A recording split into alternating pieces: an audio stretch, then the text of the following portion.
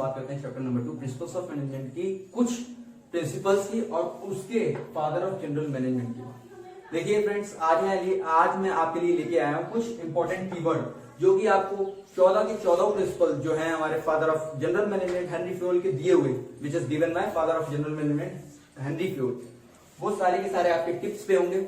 मेरा विश्वास कीजिए, आपको अगर ये कीवर्ड अच्छे से लर्न हो गया तो आपसे आप एक मिनट नहीं लेंगे, 14 प्रिंसिपल बता देंगे। तो लेट्स स्टार्ट द वीडियो। सबसे पहली बात तो हम करते हैं कि आखिर जनरल मैनेजमेंट क्या है। देखिए, जनरल मैनेजमेंट हमने जैसे कि मैनेजमेंट पढ़े हैं, मैनेजमेंट क्या होता है, it refers to getting things done with the aim of achieving goals efficiently and effectively. Okay, अगर हम बात करते हैं वहां पे प्रिंसिपल्स की, तो यहाँ पर जो हमारे father of principles of management दो हैं, जैसे कि एक हमारे father of scientific principles of management है और दूसरे हमारे फादर हैं जनरल मैनेजमेंट। ठीक है, तो जनरल मैनेजमेंट के जो फादर है हमारे, वो है हमारे कौन, हेनरी फ्योल। हेनरी फ्योल जो कि 1943 में एक माइनिंग इंजीनियर के थ्रू वर्क करते थे, कहां पे, फ्रांस में। अब हम इनकी प्रिंसिपल्स की बात करते हैं, आखिर कौन कौन से प्रिंसिपल्स। देखिए, इसका कीवर्ड ये है dad, UCUSSROIC, that is the keyword. Dad मतलब अब ये शॉर्ट फॉर्म है एक तरीके से, अब इसे हमें समझना है। डैड मतलब डी का मतलब क्या है, डिवीजन ऑफ वर्क।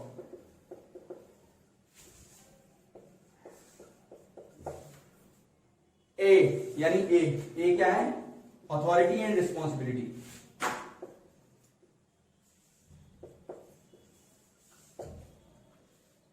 फिर डी मतलब डिसिप्लिन।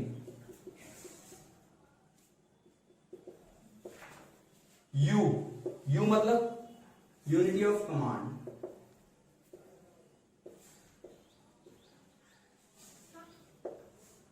सी मतलब सेंट्रलाइजेशन एंड डिसेंट्रलाइजेशन।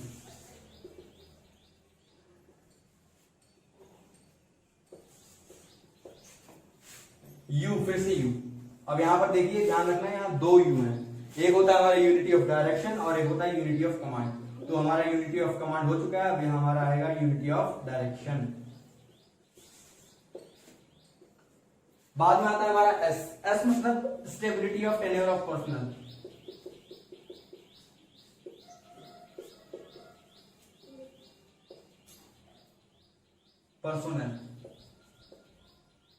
फिर ऐसा है यस मतलब stability of tenure of personnel हो गया। अब आता है हमारा सबऑर्डिनेशन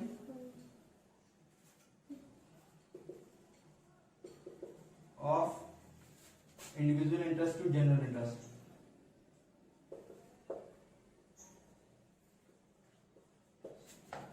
आर यानी कि अब सबसे लास्ट हमारा USSR, फिर बाद में क्या है OIC। आर का मतलब होता है हमारा रिम्यूनरेशन ऑफ एम्प्लॉय। ये हमारे प्रिंसिपल्स हैं। ओ मतलब ऑर्डर, आई मतलब इनिशिएटिव, एस मतलब स्केलर चैन, ई मतलब एस्पिरिट डी कॉर्प्स,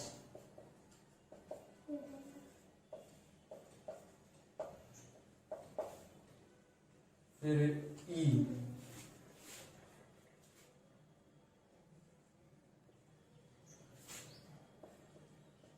इनएक्शन।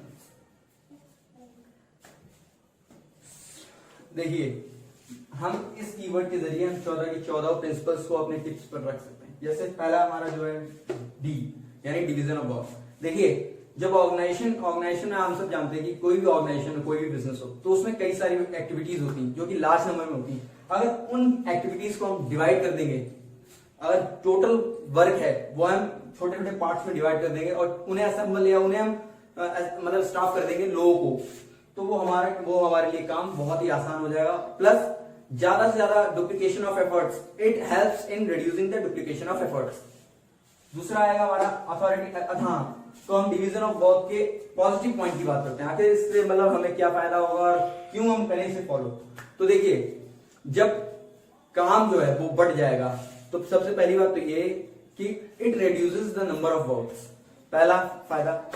दूसरा फायदा ये है कि जब भाई काम बढ़ गया तो it also helps in reducing the duplication of efforts. तीसरा, बेटर अचीवमेंट ऑफ ऑब्जेक्टिव्स। अगर हमने इस प्रिंसिपल को अच्छे से फॉलो किया और अच्छे से इंप्लीमेंट किया तो ये बेटर अचीवमेंट ऑफ ऑब्जेक्टिव्स में मतलब मदद करेगा।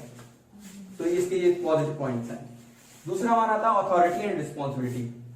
देखिए अथॉरिटी क्या होती है? अथॉरिटी कह सकते हैं एक राइट को। Authority refers to a right of an individual to command in the scope within his position। देखिए इसका मतलब क्या होता है? अथॉरिटी एक तरीके से राइट होता है किसी भी इंडिविजुअल का जो कि अपने सबऑर्डिनेट को बता सके या उसे गाइड कर सके या फिर उसके खिलाफ अपने ही इस मतलब जो उसकी पोजीशन है उसके अकॉर्डिंग वो एक्शन ले सके। तो ये तो हमारा राइट अथॉरिटी हो गया। अब रिस्पॉन्सिबिलिटी क्या है? Responsibility refers to the obligation to do any work. तो देखिए अथॉरिटी एंड रिस्पॉन्सिबिलिटी इसकी 3 सिचुएशंस बनती हैं। जब भी हम इसकी बात करते हैं अथॉरिटी एंड रिस्पॉन्सिबिलिटी की तो इसकी 3 सिचुएशंस है। जैसे पहली सिचुएशन कि अगर अथॉरिटी ज्यादा होगी रिस्पॉन्सिबिलिटी से तो क्या होगा? अथॉरिटी का मिसयूज होगा। अगर रिस्पॉन्सिबिलिटी ज्यादा है अथॉरिटी से तो क्या होगा? Delay in works. और इसीलिए हम कहते हैं ये दोनों बैलेंस में होना चाहिए, authority is equals to responsibility. तीसरा आता है हमारा डिसिप्लिन। देखिए डिसिप्लिन क्या होता है? अनुशासन। जब तक ऑर्गेनाइजेशन में डिसिप्लिन नहीं है तो इतना ध्यान रखना कि कोई भी हमारे ऑब्जेक्टिव्स जो हमने सेट कर रखे हैं या टॉप लेवल ऑफ मैनेजमेंट ने सेट किए हैं वो उनका बेटर मतलब अचीवमेंट हो ही नहीं सकता। तो ये डिसिप्लिन बहुत ही जरूरी है फॉर इफेक्टिव एडमिनिस्ट्रेशन। चौथा आता है हमारा यूनिटी ऑफ कमांड। देखिए जब भी कोई भी सुपीरियर होता है, ठीक है, ये एक सुपीरियर है और ये एक सबऑर्डिनेट है। तो सुपीरियर अगर वहां पर सिर्फ एक सुपीरियर है और नंबर ऑफ सबऑर्डिनेट्स ज्यादा हैं तो ये तो अच्छी बात है कि एक ही बंदा मतलब गाइडलाइंस प्रोवाइड करेगा, वो सारे के सारे जितने भी सबऑर्डिनेट है उसके अंडर तो वो सारे उसे इंप्लीमेंट करेंगे। और अगर नंबर ऑफ सुपीरियर ज्यादा है और नंबर ऑफ सबऑर्डिनेट कम है तो ये क्या होगा? ये क्लैरिटी नहीं होगी working, there will be no clarity in working relationship. ठीक है, तो इसमें कंफ्यूजन क्रिएट होगा कि भाई हाँ इस सुपीरियर की बात माने या इस सुपीरियर की बात माने, किसकी बात मानी जाए। तो therefore unity of command is very important for the achievement of objectives of an organisation. चौथी बात करते हैं सेंट्रलाइजेशन एंड डिसेंट्रलाइजेशन। देखिए सेंट्रलाइजेशन कहते हैं हेनरी फ्यूल की एक डेफिनेशन है। सेंट्रलाइजेशन केंद्रीकरण और विकेंद्रीकरण जिसे कहते हैं। तो everything which goes to increase the reputations of the subordinates that is decentralisation and everything which reduces so on that is centralisation. जब तक हम टोटल पावर को डिसेंट्रलाइज नहीं करेंगे तब तक क्या होगा? हमारे जो गोल्स हैं उनका अचीवमेंट इफेक्टिव और एफिशिएंट नहीं हो सकता। पांचवा हमारा आता है यूनिटी ऑफ डायरेक्शन। देखिए unity of direction is very important point, क्योंकि हम सब जानते हैं कि अगर नंबर ऑफ डायरेक्शंस ज्यादा होंगी तो there will be confusion between the subordinates what he has to follow और नॉट। मतलब देखिए एक चीज समझ लीजिए, अगर डायरेक्शंस ज्यादा हैं और बंदा एक है तो उसे क्या क्या करना पड़ेगा, उसके लिए डुप्लीकेशन हो जाएगी ना। तो इसीलिए जितने भी हमारे ऑर्गेनाइजेशन में सबऑर्डिनेट्स है उन सबका एक ही डायरेक्शन होना चाहिए कि हम एक ही डायरेक्शन में जितने भी एफर्ट्स करें वो सारे एक ही डायरेक्शन में। जैसे कि हमने 10% से सेल्स को इंक्रीज करने का टारगेट बनाया है तो हमारे जितने भी एफर्ट्स होंगे वो 10% सेल्स को इंक्रीज करने के लिए ही होंगे। That is unity of direction. अगर ये नहीं होता, if there will be lack of unity of direction then there will be no achievement of objectives as soon as possible. अगला आता है हमारा stability of tenure of personnel. देखिए stability of tenure of personnel मतलब होता है कि हमारी जॉब कितनी सिक्योर है। अब मान लीजिए किसी भी एम्प्लॉइज को या किसी भी एम्प्लॉय को मैंने कह दिया कि आपको, जैसे कि एक जॉब अपॉइंटमेंट लेटर होता है, जब भी हम किसी को भी रिक्रूट करते हैं, सेलेक्ट करते हैं, तब हम एक अपॉइंटमेंट लेटर इशू करते हैं। तो उसमें क्या होता है, उसमें उसकी टेन्योर यानी कि ड्यूरेशन दी होती कि इस बंदे को हमने कितने साल के लिए अपनी कंपनी में रखा है। जैसे कि मान लीजिए 4 साल के लिए, 4 इयर्स के लिए मैंने उसे अडॉप्ट किया या रखा है, ठीक है। तो क्या होगा, 4 साल तक वो बंदा टेंशन फ्री है कि 4 साल तक मेरी नौकरी जानी नहीं है। तो क्या आएगा, वो और ही इफिशियंट होकर काम करेगा, जिससे जो कि हमारे ऑर्गेनाइजेशन के लिए बहुत ही जरूरी है, इफिशियंट वर्क। तो ये हमारे अचीव मतलब गोल्स को अचीव करने में बेटर वर्क करता है, it plays a vital role. अगला आता है हमारा subordination of individual interest to general interest. और हम बात करते हैं subordination of individual interest to general interest, तो हम सब जानते हैं ये एक नॉर्मल, ये नेचुरल है कि कोई भी ऑर्गेनाइजेशन है तो उसमें जो सबऑर्डिनेट्स काम करते हैं तो वो क्या करते हैं, वो अपने जो पर्सनल ऑब्जेक्टिव्स है, पर्सनल इंटरेस्ट को ज्यादा प्रेफरेंस देते हैं सिवाय ऑर्गेनाइजेशनल के इंटरेस्ट को।